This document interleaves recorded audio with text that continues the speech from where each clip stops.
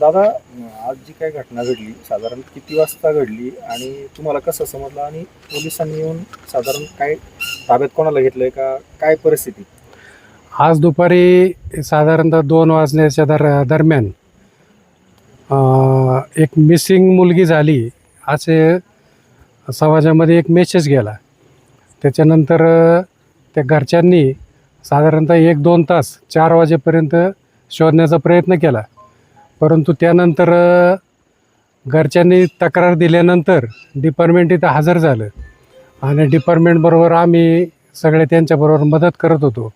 इकडचे ओढे असतील, विहिरी असतील किंवा ऊसाचं शेत असेल, ह्या सर्व ठिकाणी आम्ही त्यांना शोधण्याचा प्रयत्न केला. परंतु ते काय हाती यश येत नव्हतं. नंतर ह्या रोडला जेवढे CCTV कॅमेरे आहेत खाजगी मालकीचे, ते सगळे कॅमेरे आम्ही चेक केले डिपार्टमेंटच्या साहाय्यानं. तरी त्या कॅमेऱ्यामध्ये काही त्याचा शोध लागत नव्हता. नंतर साधारणतः 8च्या दरम्यान संशयित एका आरोपीला त्यांनी ताब्यात घेतलं डिपार्टमेंटनी. आणि ताब्यात घेतल्यानंतर त्यांनी त्यांच्या पद्धतीने विचारल्यानंतर तिथं पिंपळवंडीचं लेंडेस्थळ आहे, त्या लेंडेस्थळाचा एक ओढा आहे. त्या ओढ्याच्या कडेला त्यांनी तिथं त्या चिमुरडीला तिचं काय म्हणू आपण त्याला, अत्याचार करून तिचा खून केल्याचं निष्पन्न झालं.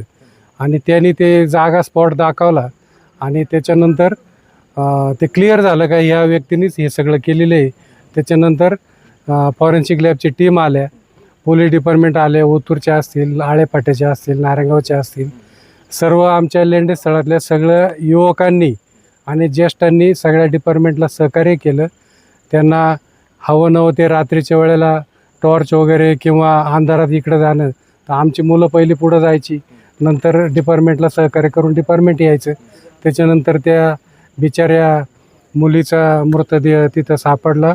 त्याच्यानंतर फॉरेन्सिकची लॅब तिथं गेली आणि हा सगळा घटनाक्रम पाहिल्यानंतर प्रत्येक व्यक्तीचं मन हे हेलावून गेले.